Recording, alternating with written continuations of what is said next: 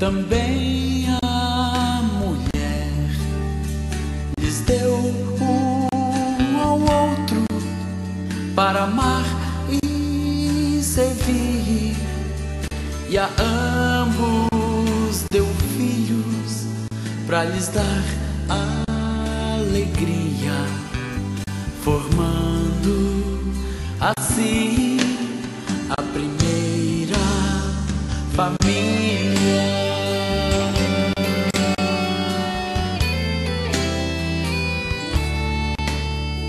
Mas desde o princípio o inimigo tentou destruir o que é lindo, o que Deus criou, através da mentira, da inveja e pecado.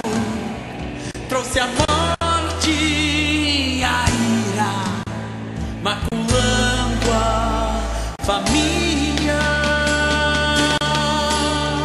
Mas Deus, sendo Pai, não se deu por vencido, promoveu o resgate do que estava perdido, enviando Jesus, luz divina que brilha, restaurando na cruz sua grande família.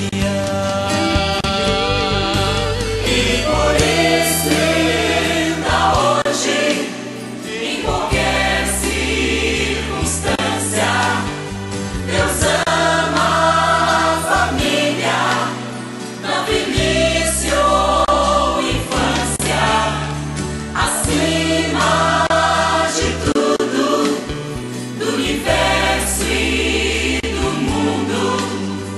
Eu sei que a família, eu sei que a família, Eu sei que a família é um projeto de Deus.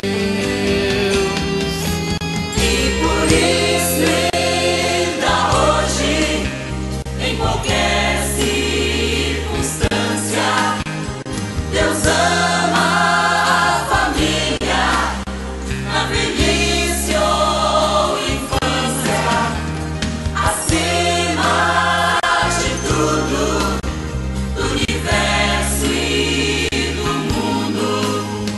Eu sei que a família, sim, eu sei que a família, Eu sei que a família